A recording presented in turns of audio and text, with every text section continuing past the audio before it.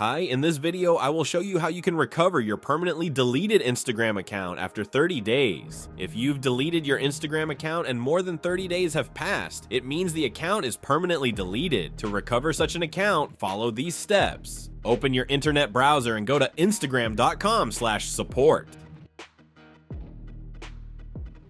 Click on the three horizontal lines in the top right corner and select Manage Your Account.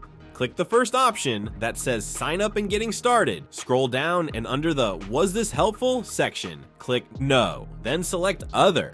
In the provided text box, briefly describe the issue. You can copy and paste the text I've provided in the description below. Be sure to include your username and the email address linked to your deleted Instagram account. Once you've outlined your issue, click Submit.